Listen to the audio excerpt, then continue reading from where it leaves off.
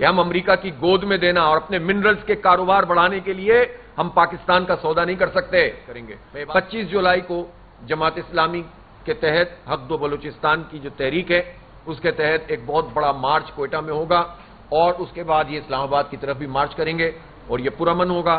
اس میں پختون بھی ہوں گے اور بلوچ بھی ہوں گے اور جتنے بھی وہاں پر قومیتیں آباد ہیں وہ پورے بلوچستان کا نمائندہ سمجھ لیں احتجاج ہوگا. اور میں حکومت سے کہتا ہوں کہ وہ اس کے اوپر ان کو اگر وہ روکنے کی کوشش کریں گے تو کنٹرول میں حالات پھر ان کے نہیں رہیں گے. میں کیا کر لیا پاک بھارت میں بھی جنگ میں بھی وہ اس وقت آیا جب بھارت پٹنے لگا. جب تک بھارت ہماری سویلین آبادی پر اور ہماری مسجدوں پہ حملہ کر رہا تھا اور بغلیں بجا رہا تھا تو ٹرمپ کہہ رہا تھا یہ ان کا اپنا مسئلہ ہے, ان کو جنگ ختم کر دینی چاہیے, ہم بیچ میں نہیں آئیں گے. لیکن جس دن پاکستان نے اس کی زبردست پٹائی کی ہے, اسرائیل کے اٹیک کیے, ان کو تہس نہس کر دیا, ان کا سسٹم جام کر دیا, تو ٹرمپ آیا اور اس نے مودی کے کہنے پر جنگ بندی کی بات کی. اسی طرح سے آپ یہ دیکھیں کہ ایران کے معاملے پہ تو اس نے خود اٹیک کیا ایران پر, اور جب اسرائیل نے پہلا اٹیک کیا تو اس نے کہا یہ شاندار طریقے سے اسرائیل نے یہ کام کیا ہے.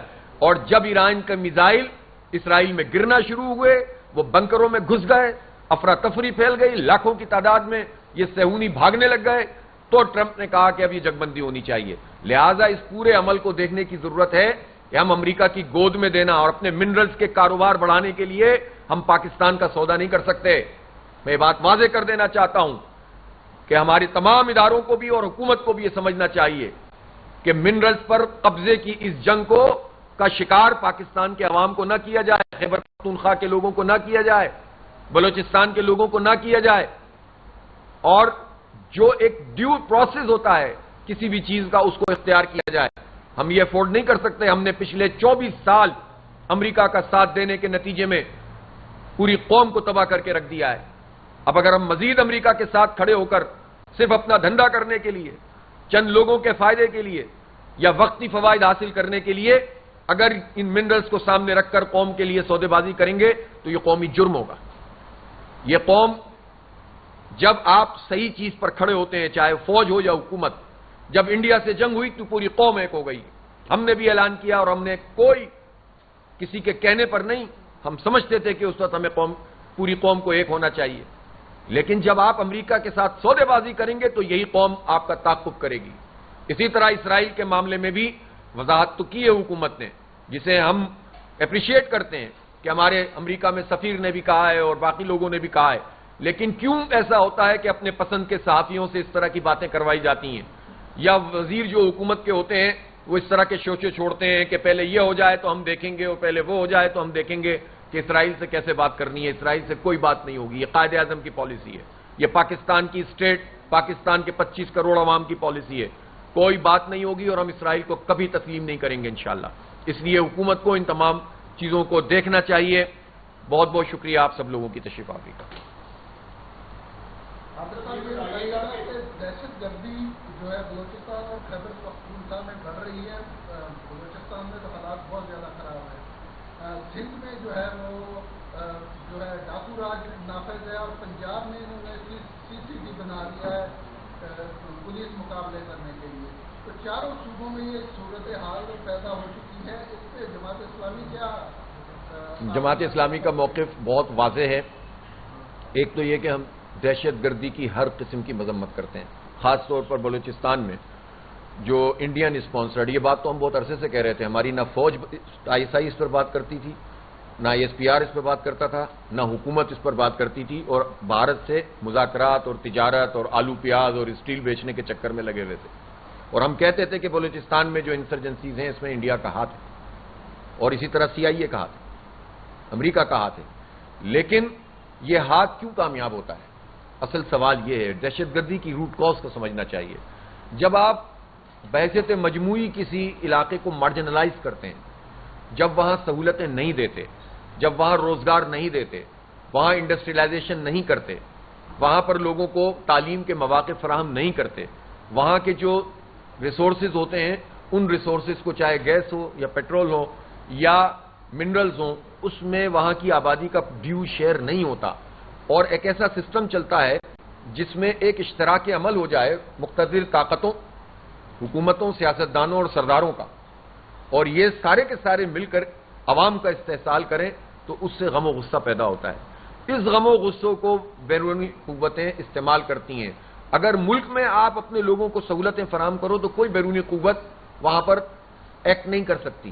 اس لیے یہ بہت اہم بات ہے کہ ایک طرف آپ کو ہندوستان کو بھی دیکھنا ہوگا کہ جو ہمارے ساتھ یہ کام کر رہا ہے اور ایکسپوز کرنا ہوگا، اور ساتھ ساتھ آپ کو وہ سارے چیزیں بہتر بنانی ہوں گی کہ جو اپنی قوم کے لوگوں کو انٹیکٹ رکھنے کے لیے اور ان کو امپاور کرنے کے لیے کی جاتی ہیں۔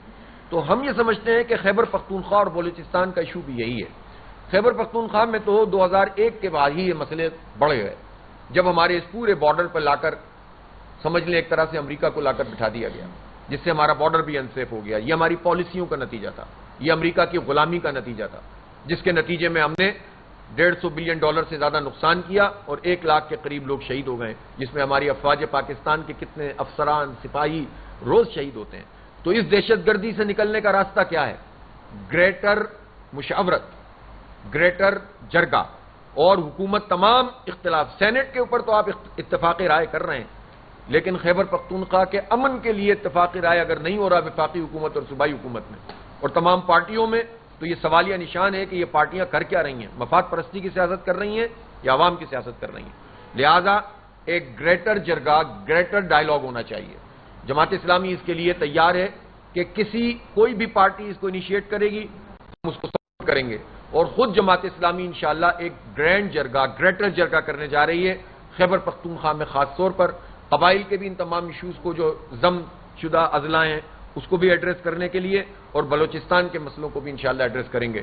25 جولائی کو جماعت اسلامی کے تحت حق دو بلوچستان کی جو تحریک ہے، اس کے تحت ایک بہت بڑا مارچ کوئٹہ میں ہوگا، اور اس کے بعد یہ اسلام آباد کی طرف بھی مارچ کریں گے، اور یہ پرامن ہوگا۔ اس میں پختون بھی ہوں گے اور بلوچ بھی ہوں گے، اور جتنے بھی وہاں پر قومیتیں آباد ہیں وہ پورے بلوچستان کا نمائندہ سمجھ لیں احتجاج ہوگا، اور میں حکومت سے کہتا ہوں کہ وہ اس کے اوپر ان کو اگر وہ روکنے کی کوشش کریں گے تو کنٹرول میں حالات پھر ان کے نہیں رہیں گے۔ آپ دھکیل کر لوگوں کو اس طرف نہ لے کے جائیں کہ لوگ ضد میں آ کر پھر غلط قسم کے اقدامات کریں۔ ایک جمہوری پروسیس ہے، اتحاد اور یکجہتی کا ایک پورا پیغام ہوگا یہ، اور پورا پاکستان انشاءاللہ ان لوگوں کے ساتھ کھڑا ہوگا۔ تو اسی طرح خیبر پختونخوا میں نے آپ کو گریٹر جرگے کی بات کی ہے۔ سندھ میں جو بدامنی ہے، یہ تو کچے اور پکے کے دھاڑیلوں نے، آپ کو پتہ ہے نا وہاں ڈاکوؤں کو دھاڑیل کہتے ہیں، تو یہ کچے اور پکے کے جو ڈاکو ہیں، انہوں نے مل کر جس طرح سندھ کو یرغمال بنایا ہوا ہے پچھلے 17 سال سے، انہی کی حکومت ہے۔ کیسے ممکن ہے کہ بڑے بڑے سرداروں، بڑے بڑے وڈیروں اور جو حکومت سندھ کی خاص طور پر موجود ہے، جو وفاق میں بھی موجود ہے، شیئر ہولڈر ہے پیپلز پارٹی کی، اس کی مرضی کے بغیر وہ اسلحہ وہاں کیسے پہنچا کچے کے علاقے میں؟ اس کی مرضی کے بغیر یہ بدامنی ہو کیسے رہی ہے؟ اور کیسے، یعنی آپ دیکھیں جو باہر سے، سندھ کے باہر سے لوگ جاتے ہیں، پنجاب سے جاتے ہیں اور جگہوں KP سے جاتے ہیں، ان کو بھی اغوا کرتے ہیں، اور خود سندھ کے لوگ کتنے پریشان حال ہیں کہ 4 بجے کے بعد لوگوں نے آمد و رفت یہ شکارپور ضلع میں، کنکوٹ میں، کشمور میں، جیکب آباد میں، یہ سب بند ہو جاتی ہے۔ اور جو ہماری اقلیتی برادری ہے، یہ بڑے دعوے دار بنتے ہیں، مندروں میں جا کر یہ آرتی، وہ کیا ہوتا ہے، وہ جو پھول وول چڑھاتے رہتے ہیں بلاول صاحب اپنے آپ کو انلائٹنمنٹ دکھانے کے لیے، یہ ان کاموں سے کچھ نہیں ہوتا۔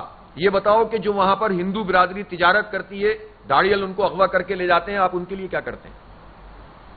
بتائیں نا بلاول، کہ یہ لوگوں کو یہ میسج دینے کے لیے کہ میں بڑا روشن خیال ہوں، تو مندروں پہ حاضری لگانے سے کام نہیں چلتا، ہندوؤں کا تحفظ کرو، اس سے کام چلے گا۔ وہ ہمارے پاکستان کا حصہ ہیں اور پاکستانی برادری ہے وہ، لیکن ان کے بچوں کو بھی اغوا کیا جاتا ہے اور کوئی پوچھنے والا نہیں ہے۔ سینکڑوں واقعات ہو چکے ہیں کنکوٹ میں، کشمور میں اور ان سب جگہوں پر۔ اس لیے یہ بالکل آپ کا صحیح سوال ہے کہ حکومتیں اپنا کردار ادا کرنے کے بجائے بندر بانٹ میں لگی رہتی ہیں اور سیاسی پوائنٹ اسکورنگ میں لگی رہتی ہیں، اشتہار بازی میں لگی رہتی ہیں، اور ریلیف کا کوئی کام عوام کے لیے نہیں کرتی۔